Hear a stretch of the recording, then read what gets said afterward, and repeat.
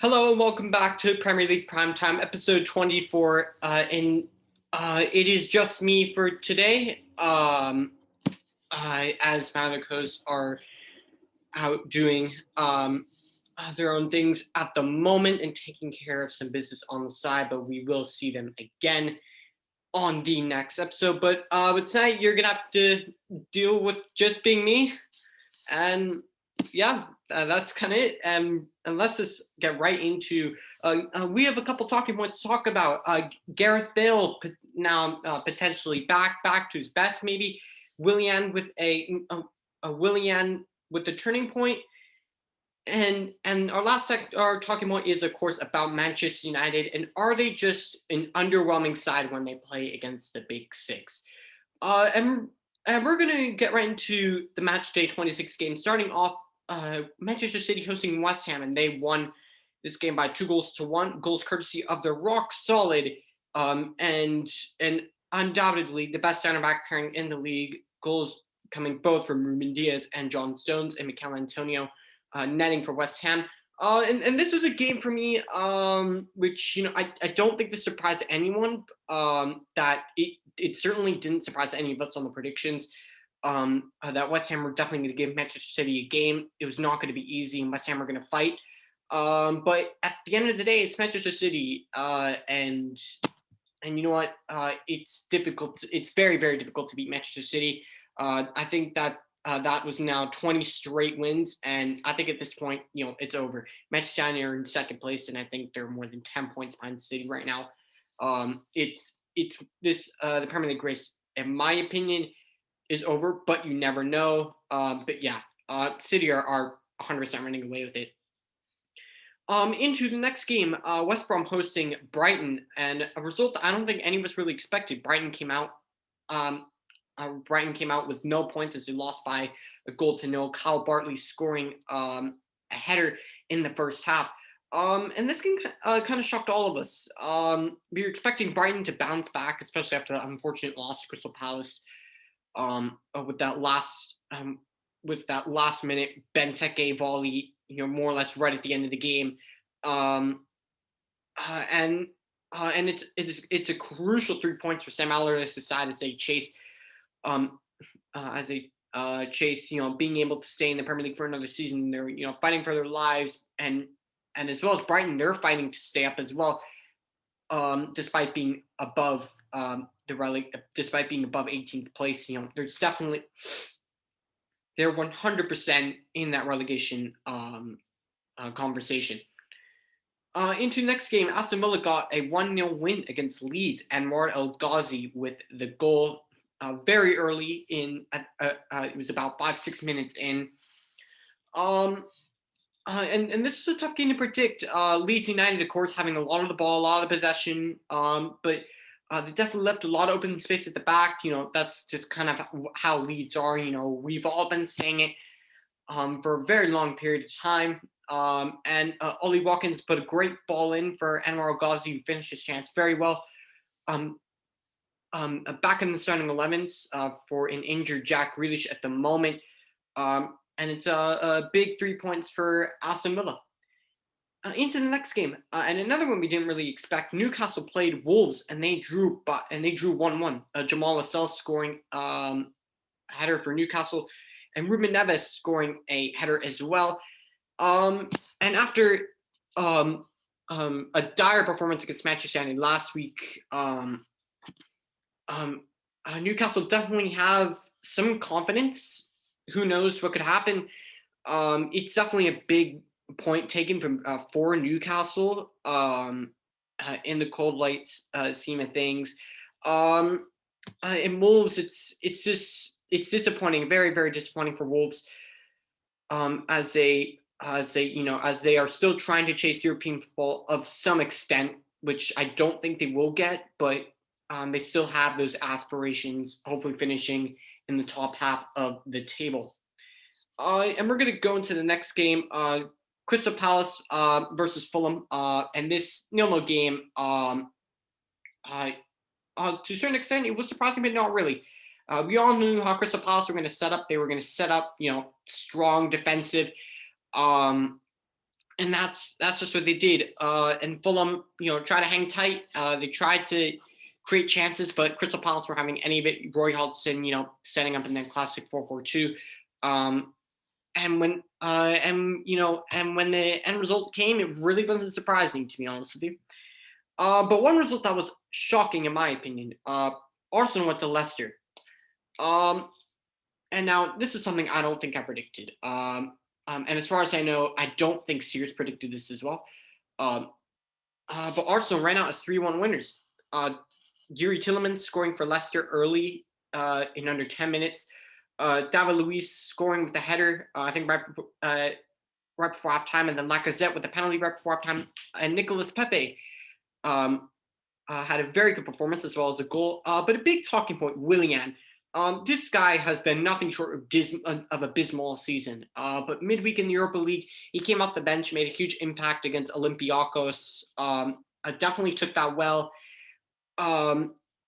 He took the opportunity well, and he got the start against Leicester.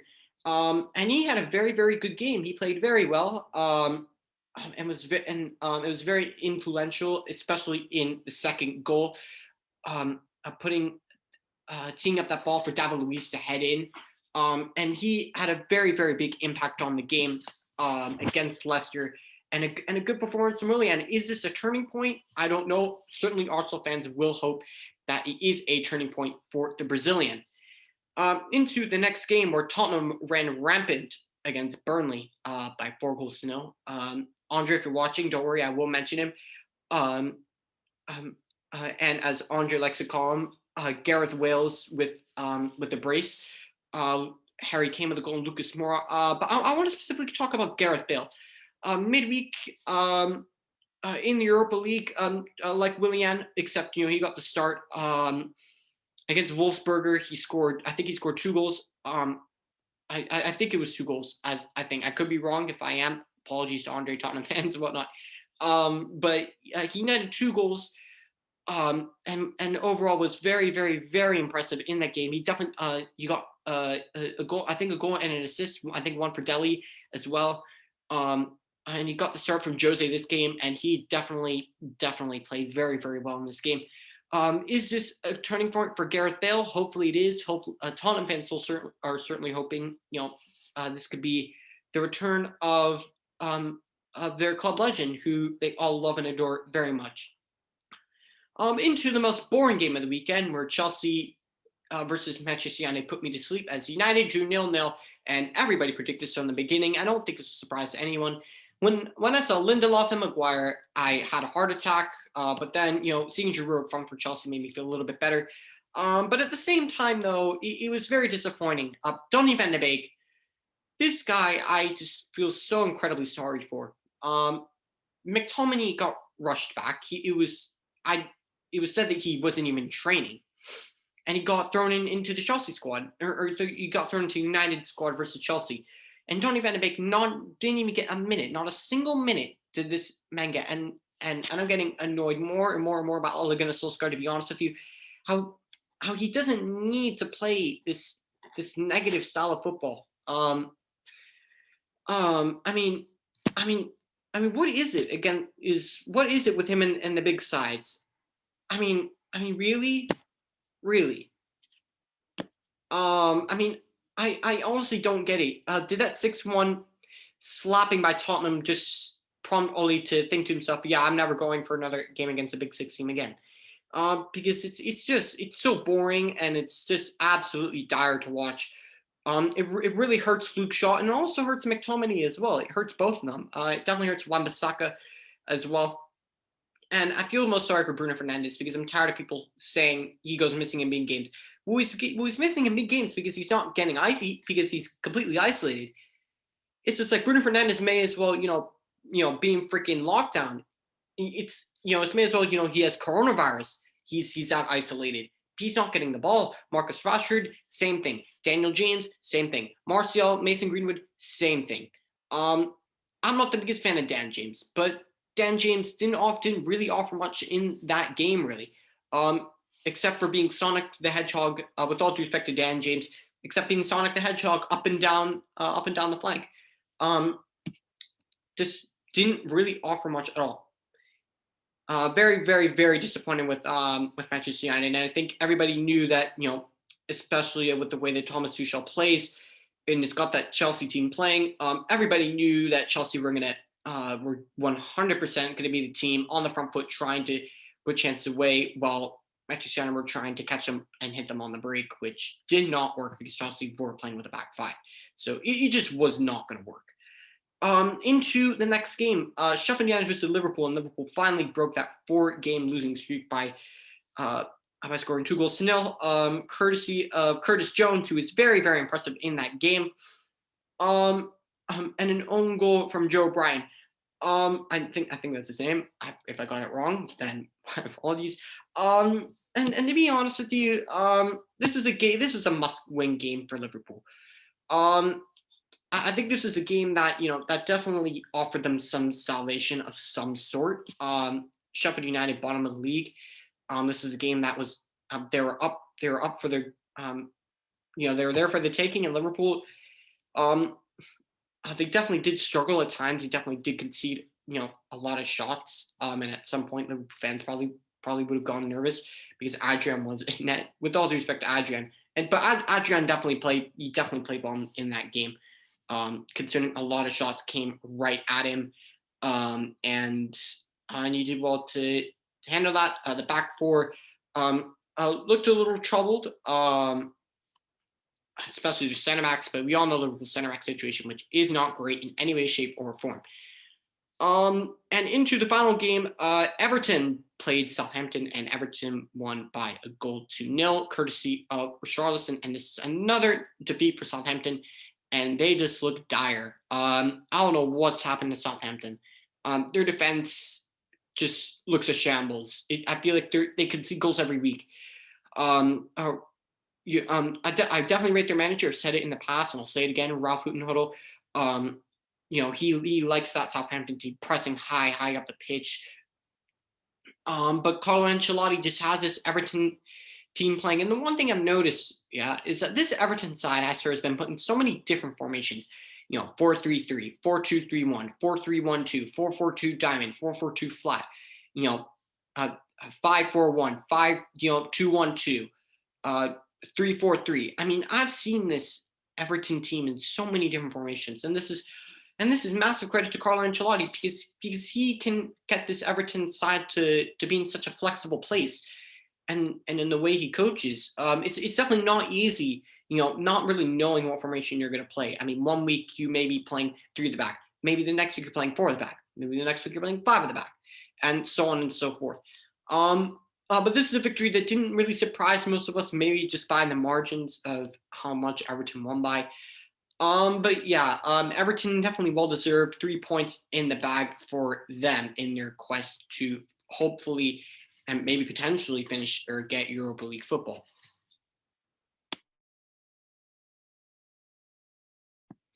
And lastly, into the predictions for 7 of the games which were rescheduled from other match days for this week because of Champions League football, or I'm pretty sure that's for the reason. We have 6 games from match day 29 and 1 from 33. We'll start off with a couple games from match day 29, and we'll start off with Man City versus Wolves. In the past, I would have said Wolves all day because of the way Man City play and the way Wolves play. But I just think Manchester City, for me, I just think they're unstoppable at the moment. I don't think anybody's going to stop them. I think Manchester City will definitely win this game.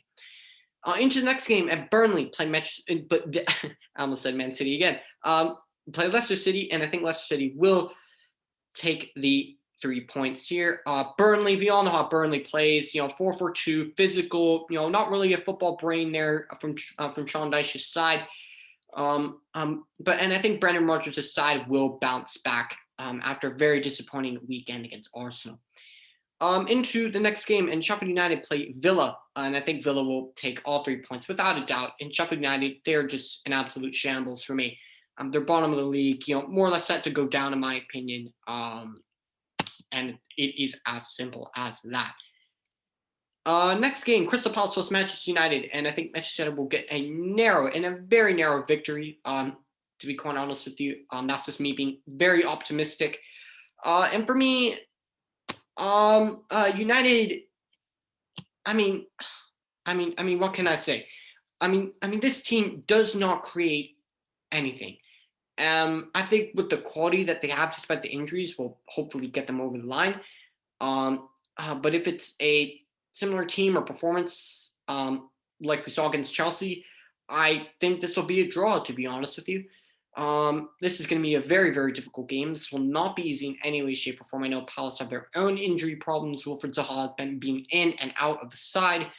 At some point, they definitely had a defensive crisis, missing players at the back. Czech to converting to a center back. They've had their striking problems.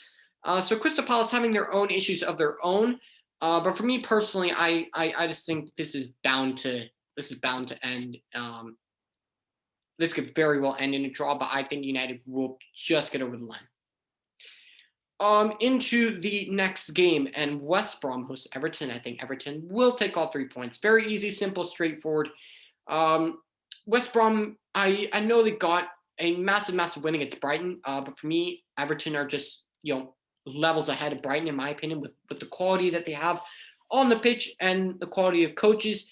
For me, it's very simple, straightforward. I think Everton will get 3 points. I just think lack of quality on West Brom's part will see their downfall. And in my opinion, I think they will go down this season. Into the next game, and this is one of the more exciting ones. Liverpool hosts Chelsea, and I think Chelsea will come away with 3 points. Yes, I know Liverpool got the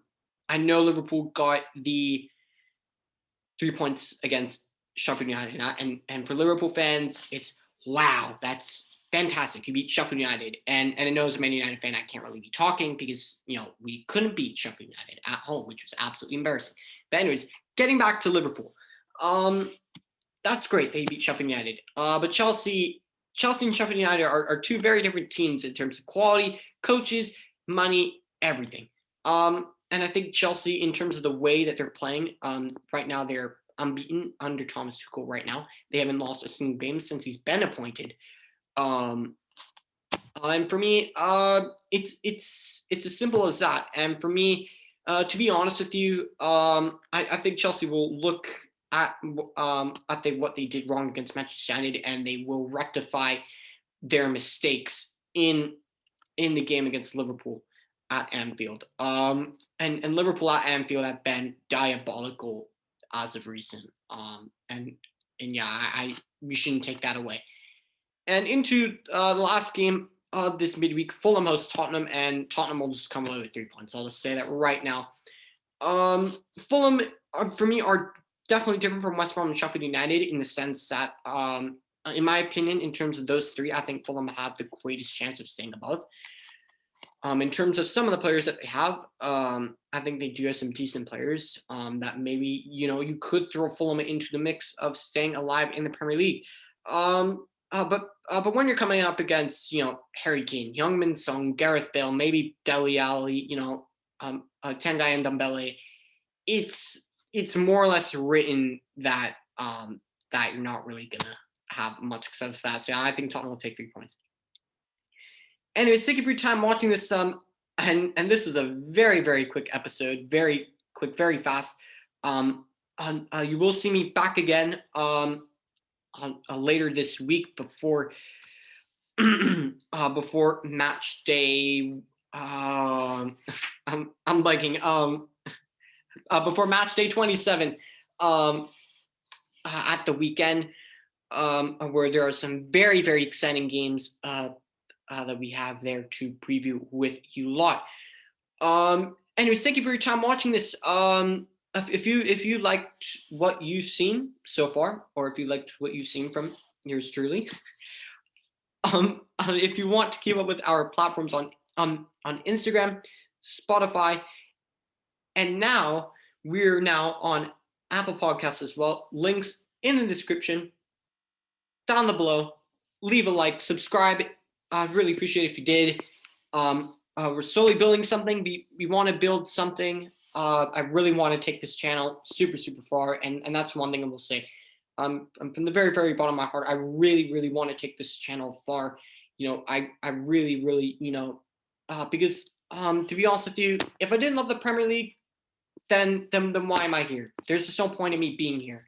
If I didn't have a passion for the Premier League, if I didn't have a passion for um for just football as a whole, I mean, not just the Premier League. I mean, I follow other leagues as well, but the Premier League is, my favorite league. It's in my opinion, the most competitive soccer league in the world, in my opinion. And for me, I my aspirations is to take this channel far, and if they weren't to take this channel far, then there's no point in me being here, and I wouldn't be here. But I am here. Anyways, wherever you are watching this in the world, have a great day/evening.